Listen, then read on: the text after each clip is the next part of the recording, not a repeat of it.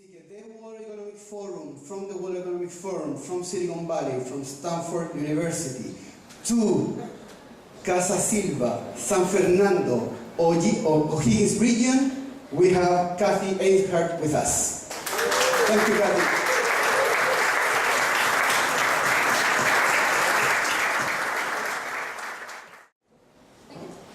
Anyway, Buenos Aires, and that's kind of the end of my Spanish. My children speak Spanish very well, but unfortunately I don't. So I appreciate your listening in English. I know it's, particularly at the end of the day, it's a little hard to be thinking another language. So I appreciate your bearing with me and being in English. Let's see, where is the clicker? I tell you to click? Okay. As Paul said, I've done a lot of consulting, a lot of work with companies around the world. But, no. I'll let you decide. And in fact, I also maybe will tie a little bit to the O'Higgins region. I've actually I've consulted for the Illinois, which is one of the states in the U.S., Association of Cattle and Hog Farmers, as well as have some experience in mining. Do we or no?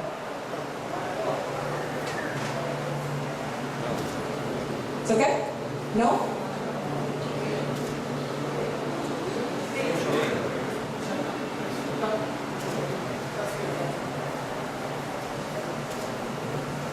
Shall I keep going? Okay, maybe I'll just be. It probably is a little bit better. I hope it's okay for you. Anyway, what I also actually done some work, not with the mining industry, but I was on the board of directors of a company that was a water engineering company, and we had a lot of projects in the mining industry, both in Chile as well as in Argentina and Peru. So I also know a little bit about the mining industry as well. So I hope I can connect a bit to the kinds of things that are of interest here. I'm going to now begin the talk. The talk is really about strategy. Strategy is about where do you want to go and how do you want to get there. And in static markets, strategy is usually about the what. Where am I going to go? I'm going to be in the pen market, and I'm going to have a core competence in blue pens. And that typically will work if the world is stable. But when the world becomes unstable, it becomes less about where we're going to go and more about how we're going to get there. The particular challenge of dealing with change and of dealing with uncertain markets are several. One of them is extreme uncertainty about the future. So, for example, in the current times, there's going to be a convergence, as we're seeing, between mobile telecommunications, the internet, and television. But exactly how that convergence is going to happen, we don't know. We asked 50 experts around the world, we got 50 answers, suggesting no one really quite knows. In times of change, there are usually blurred paths and difficult timing. So we may know that a particular thing is likely to happen. For example, China is doing well right now, but there may be some social instability around a society that's becoming increasingly old and has too many young men in it. We know that's going to be ultimately a problem, but we don't know when that's going to be a problem. And then finally, business is shifting from being about a product, my product is better than your product, to be more about systems. So instead of being about my pen is better than your pen or cheaper than your pen, it's becoming more about that my writing system is better than your writing system. And my writing system is pen, and it's paper, and it's an eraser, and your writing system might be pens and crayons and colored paper. So we're competing not just on products. So we're maybe competing not just on wine, but maybe something broader about lifestyle, not just the wine. What happens in those kinds of environments? It's difficult to plan. You certainly can plan, you certainly should plan, but you also have to know that the planning is probably not going to be correct. On the other hand, if you don't plan and just react, you're always playing somebody else's game. And traditional strategies that you may have learned about in school, if you happen to have gone to MBA kinds of training, about defending a position or building a core competence, are just not enough. And so, if you can kind of keep your eyes on the left there, my colleague Shona Brown and I really came up with some ideas that were thinking about what strategy looked like in these more dynamic markets. And if you only remember 3 things and then you proceed to fall asleep or go get cool, there are 3 things to keep in mind. The first one is that when the world is complicated and uncertain, strategy should be simpler. So the idea is to meet complexity and uncertainty with simplicity. We were talking at lunch about Jack Welch. And Jack Welch ran a very big company, General Electric, a very complex company, but he had a very simple strategy. Be number 1 or be number 2. So simple strategy. I also got some lessons from my kids. My son, as probably many of your sons and daughters do, played a lot of video games. In fact, do some of you play video games? Anyone admitting to video games? In any event, I was talking to my son and his friends and saying, well, what's your strategy in the video game? And after my son stopped laughing, he said, Mom, you just play the game. And that's kind of the way dynamic markets are. You just play the game, and as you play the game, you start to get an understanding of the simple rules that allow you to be successful in the game. So that's the first idea, video game strategy. The second idea is about time. If you've studied strategy in business schools, what you will probably remember is no one ever talks about time. And yet if you play a sport like basketball or football or other kinds of sport, time is very important. If you have a slow, tall basketball team, you slow down the pace. If you're quick and small, you speed it up. So time is very important in sports strategy, yet in business strategy, we often don't think of it. In contrast, in dynamic markets, time is a very important part of strategy. And it's important in several ways. The first way is longer time horizons, meaning that if a market is changing or the world is changing, you can't just think about today. You have to think about today, tomorrow, and the next day. And the executives that I've worked with that have been most effective have been people who can think about today, tomorrow, and 5 years from now. Or if they can't personally do it, they have someone with them. Someone who is the visionary, for example, 5 years out, with someone who can work on today. So again, I think when we were talking at lunch today, the governor commented that he, and I'm not sure who the other person, I don't see him right now, but he was more the today operations person and the other was more the visionary person. So thinking in more time horizons. The other important feature of time in dynamic markets is to think in terms of rhythm, not speed. Much of the time people think about, well, if the market's faster, I have to move faster. And that's true, but rhythm turns out to be extremely important. And doing things at a faster rhythm or slower rhythm and understanding the rhythm, in fact, becomes very important. So just as in sport, where you would adjust your rhythm, so too in dynamic markets, you adjust your rhythms as part of strategy. And then the final part of strategy and time has to do with measuring things about time. Again, at lunch today, we talked about the importance of measuring things. People often will measure things, however, but they won't measure things that relate to time. So, for example, how many innovation projects per year do we want to start? How long does it take us to create a new mining process? Anyway, a variety of metrics, not just about things, but about the time that things take, the rates that things happen. So that's the second idea, is about time. And the final idea is about organization. That in fast-moving markets, or when your aspiration is around growth and change, focusing on the way you organize becomes extremely important. And it becomes, and as hopefully as the talk goes on, you'll get the idea, it's about staying at the edge of chaos. Not so structured that you can't move, but not so unstructured that you can't get anything done. And I don't know, does Velcro have a meaning to you, what Velcro is? You all know Velcro, that's a kind of common term. The idea is having organizations that are Velcro organizations. And that means at any point in time, you know exactly what the organization is, but at the same time, you can change it quickly, which is what you do with Velcro in your shoes. Okay? So those are the 3 major ideas, and now I'm going to develop those with a series of 4 or 5 deeper points. Okay. All right, so that was the introduction. Now, if you're really sleepy, you can fall asleep. The first set of ideas is around improvisation. and the idea of business strategy is simple rules. Starting on the left, there's a common experience that many of you may have had. You have a really fantastic, innovative idea, but you can't get it done. Or you want to be a leader, you want to be innovative, but you never are. Or this, I don't know how well this translates to Spanish, but analysis paralysis.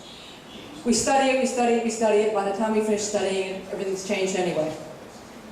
Or the ever popular endless search for consensus. We wait and wait and wait till we all agree, but it turns out we never do.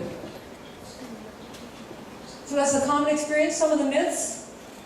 The myths are that successful organizations are just run by just smart people at the top. Or conversely, they're run by an army of revolutionaries. In contrast, what I want to argue is that business strategy, really any regional strategy, family strategy, whatever strategy you want to talk about, is focusing on a few key processes and a few simple rules. And recognizing secondarily that information is enormously important, just as it is in a video game. You can't play a video game and be getting up all the time and going to the fridge. You have to keep playing the game. Next slide. That's probably sounding a little abstract, so let me bring it down. Actually, I see one of my companies is missing. That's supposed to be Google there in the middle. Let me give you a couple of examples. One of them is Google, which is the middle example. Google was started by 2 Stanford PhD students who dropped out and started a company. At the time they started Google, I think at least 50% of all Stanford engineering graduate students were starting a company. What made Google unique, one of the things that made Google unique, and what historically has made companies unique, is that they have more structure than other ventures. And in particular, in the product development process at Google, there were a few simple rules of what you had to do. Every product had to have the basic look and feel of Google. Every product was launched in what was called a 3-stage quiet launch, which is, the details of it are not important, but they had a way of launching. Any developer could work on any project, and everybody knew the priorities. So if you went into Google and you asked people, what are their product development projects priorities? They'd say, what's number 1, it's number 2, it's number 3. And so you could go to Google, and the employees would be wearing almost anything, working at almost any time of day, have their dog there, their girlfriend there, their goldfish there. It'd be crazy. But you could, if you walked in and you said, what are your priorities? They'd say, it's 1, it's 2, it's 3, it's 4. And you could go into a lot of companies that look more structured and ask that same question, and you would get different answers. I think another example that I want to give you about a little bit of structure and then a lot of freedom is Miramax. Miramax is a Hollywood movie studio. They did The Crying Game a long time ago, so if you're a bit older, you might remember The Crying Game.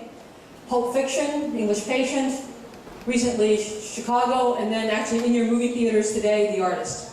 So a whole string of movies that are largely critically acclaimed and largely financially successful. So they make money and they're innovative. As you look at that set of movies, what are the underlying rules of why they do those movies?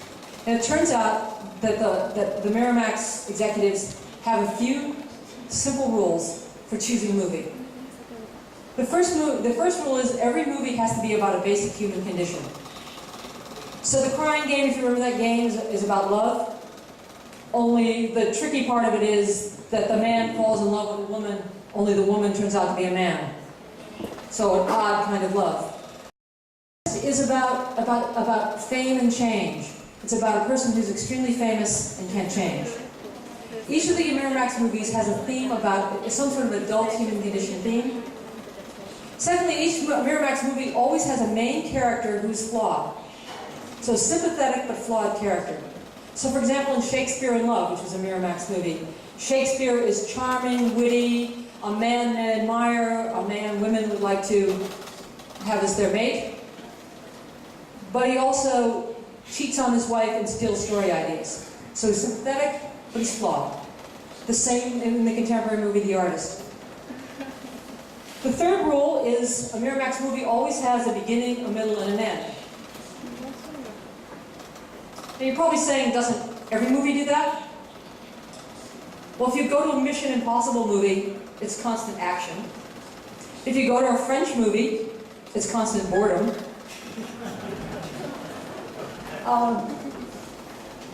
And well, Miramax has this rule. The beginning, the middle, and the end don't have to come in that order. So Pulp Fiction, if you know the old movie Pulp Fiction, it actually starts at the end and then goes to the beginning and the middle. So it has the parts, but not the same order.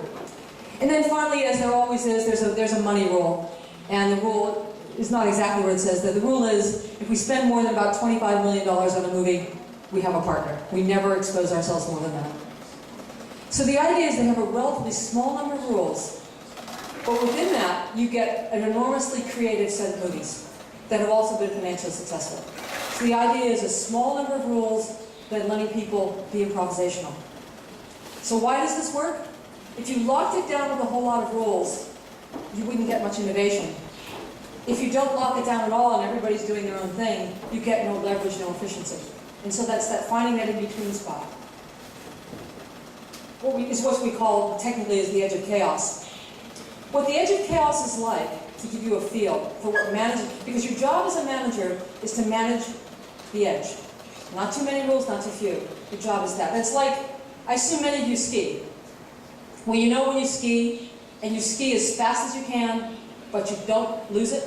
When you hit that point, that's what on the edge is. You have to pay, when you're skiing really fast, you have to pay attention. You make, as we call it in North America, catch an edge. You have to be able to recover from a small mistake, and that's on the edge. Or alternatively, I don't know how many of you have teenage children, but that's like managing on the edge. How much discipline do I have my child versus how much freedom? It's also hard for traditional managers to think about the edge, because they're used to knowing what's going to happen. And this is a world in which you don't know what's going to happen. So let me close with a musical analogy. I assume some of you know jazz. Jazz is essentially simple rules. And so let's say the four of us are going to play some music together. You play piano, and you play drums, and you have the guitar, and I'm not sure what I'm playing. But we're all playing something. If we're good musicians, and we have some rules like the order in which we're playing, and how long we're each going to play, a couple rules, we sit down to play, and we're good musicians. We're going to be probably playing something cool in a half an hour from now. But are we going to know what it is? No, we're not going to know. If we wanted to know what it is, we would be playing Beethoven. We wouldn't be playing jazz. And so the discomfort of being on the edge is that you're counting on people to be good, and you're counting them to pay attention, and you're counting them to follow the rules, but you really don't know what's going to happen. And so that's what's tricky about it. Okay, second set of ideas. Second set of ideas is about short-term growth strategy. New businesses suffocate, the common experience, new businesses suffocate in the shadow of legacy ones. So, for example, copper so dominates the region that nobody else can do anything new. I'm not sure that's true, but I'm guessing. Or new businesses are thriving, and that's where everyone wants to be, and nobody wants to be in the old business. In contrast, what are the myths? The myths that new businesses or new opportunities succeed by being different from the old. Or alternatively, new things succeed because they're very close to the old. In contrast, what's the best practice is what we're going to call genetic evolution. And it means, what does that mean? It means always having something old and something new when you're trying to do something new. And secondly, to keep it simple, try to sometimes do small things, changes, but also some of the time do big things. And the distribution is an inverse power law. Earthquakes, for example, are distributed as an inverse power law. Lots of little ones, occasional mid-sized ones, and every so often a very big earthquake, unfortunately. But that's the idea with change. Lots of small, the occasional mid-sized, and every so often do something big. Next slide. So I'm not going to give you all the examples there. I'm going to do the Lexus example. I assume Lexus has been an extraordinarily successful car of Toyota's. At least in the States, Lexus had an image of being a new car. But in fact, Lexus was not a new car. Lexus was an old car. It was a failed car. It was a failed mid-sized car for the Asian market. And what Toyota did was take that basic car, give it some new styling, a better ride, and new dealerships, combining old things and new things, and launched the Lexus, and it was an extraordinarily successful product. Another example that I think is interesting that's actually not up there I'm going to give you is the Amazon. Amazon, as you probably all know or use, is a bookseller. Started out selling books on the internet. Amazon made a number of small changes. They went from books to music to video. But then they made a very big change. So going from books to music to video is not very, it's relatively incremental. They then made a major change where they took their back-end internet infrastructure and the logistics of their warehouses and started selling those. So selling essentially their back-end processing logistics to companies through a direct sales force. So they changed the channel from the internet to direct sales. They changed the customer from you and me to corporations. They changed the product from books to back-end infrastructure. Massive change for Amazon. And the idea here, nonetheless, is that Amazon still was doing some of the same things, but they were also doing something very big and very different. So this idea here is really a pretty simple one. In terms of short-term growth, always have something old, always have something new, and always change, or periodically change that ratio. Mostly using old things to go to new places. And I think when people think about new things, they tend to forget old things. But leveraging old things, maybe it's because I'm getting older, is faster, it's cheaper, and it's safer as far as getting to the future. Finally, I want to go to a third time horizon. We've gone to the present, the future, and now let's go one more time horizon out. The idea of probing. Common experience? You've done a strategic plan, but then you ignored it. Or you did a strategic plan and it was wrong. Or you just decided that strategic planning wasted your time. What are the myths? The myths are that planning predicts the future. Planning doesn't predict the future. Planning is just a multi-year budget. It doesn't tell you anything about the future. It may organize you, it may have a lot of value for being organized, but it doesn't actually tell you anything about the future. So the other myth is that planning is a waste of time, just react. Well, that doesn't actually work either. Rather, what I want to argue best practices is probing the future with a wide variety of low-cost probes or experiments. And the more uncertain or the more new that you're trying to do something, the more you want to have more probes or experiments. Here I'm going to give you the middle example of Charles Schwab.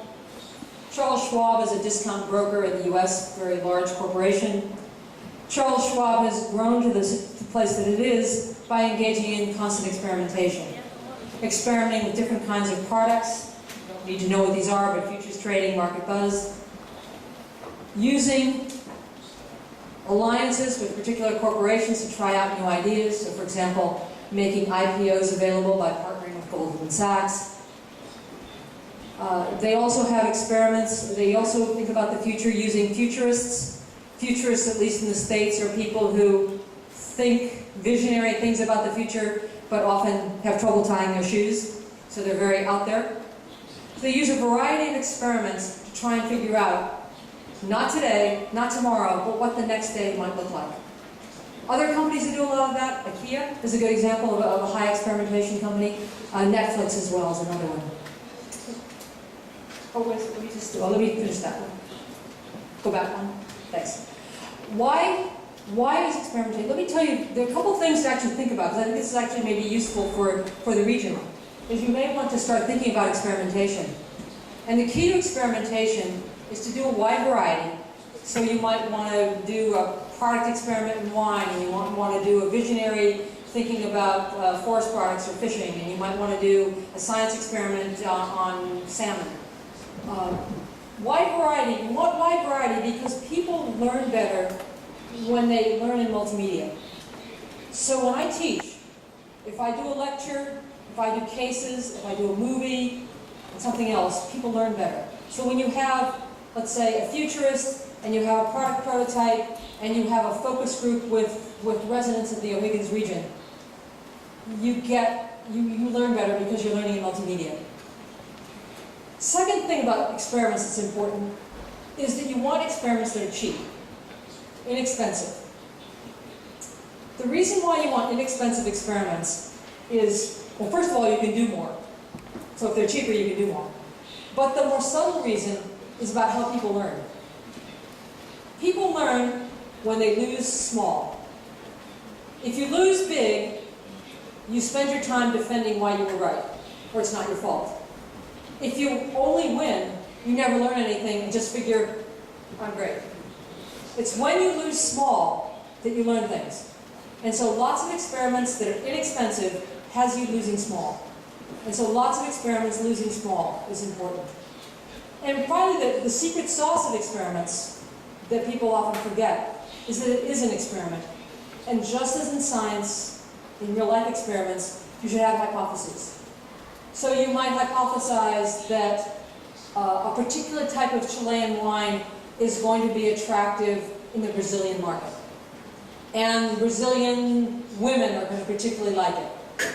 So you start out with that hypothesis, you then try it out, and maybe you find out that Brazilian women between the ages of 20 and 40 really like this wine.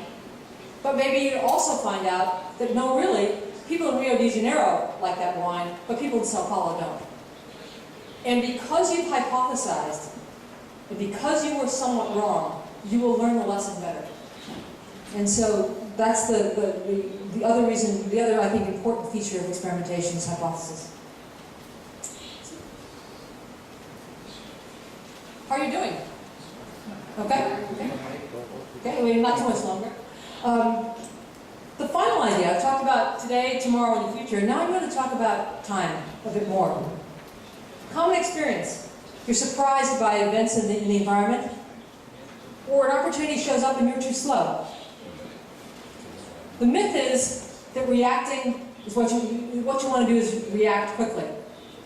In contrast, what I want to argue for you is you don't want to react quickly, you want to be in a rhythm. And to understand rhythm and time pacing, you have to know what the opposite is. The opposite of time pacing and event pacing. Event pacing is doing something because something happened. So we fix a road because it's broken. We introduce a product because we just got it. We do something because something happened. In contrast, time pacing is about doing something because it's time to do it. So to give you a couple of examples, one of them is Intel, which is the major semiconductor company. Intel is a highly rhythmic company.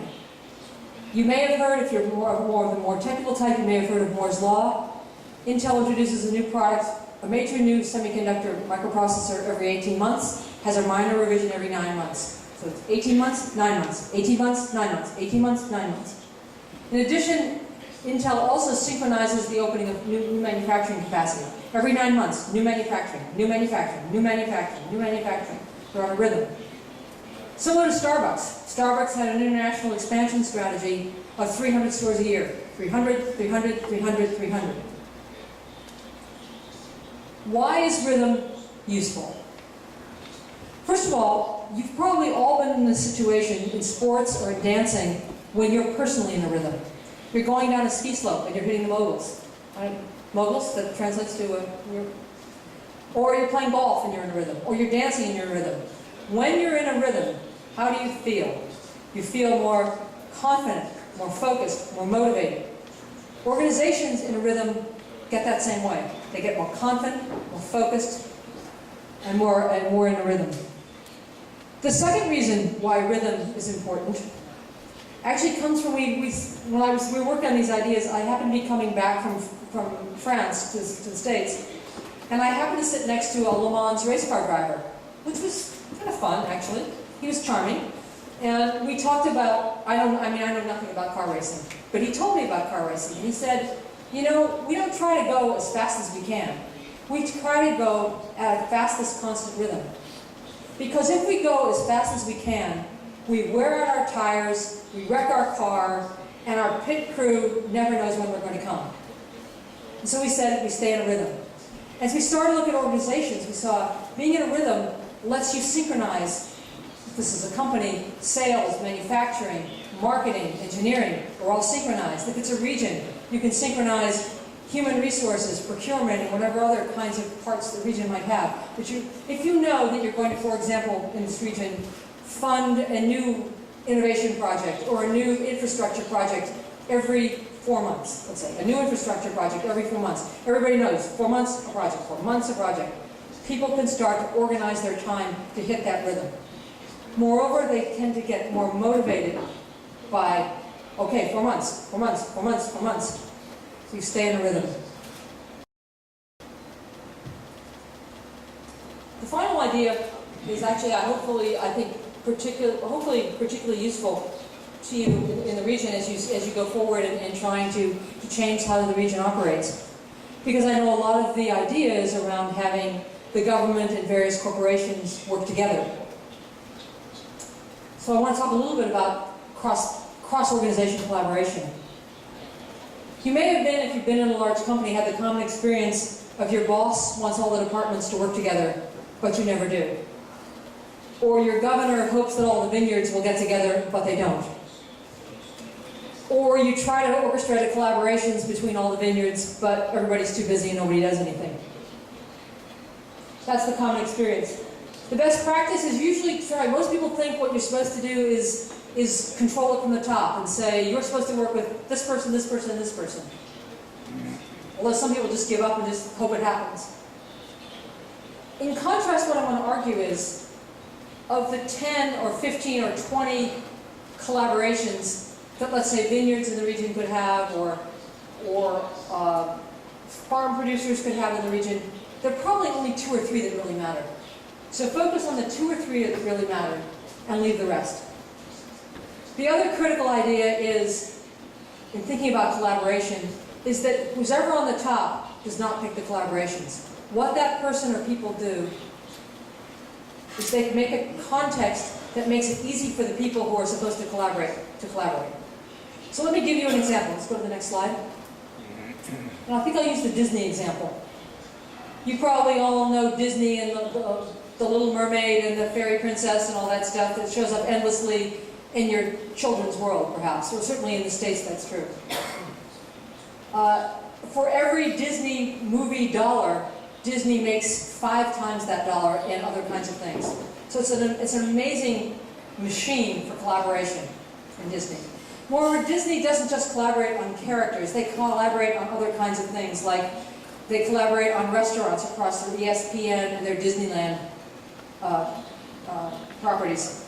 So they collaborate on lots of stuff. But what may surprise you is that's not planned. There's no one saying, this is the way we're going to collaborate. That's not the way it works. The way it works is the senior executives at Disney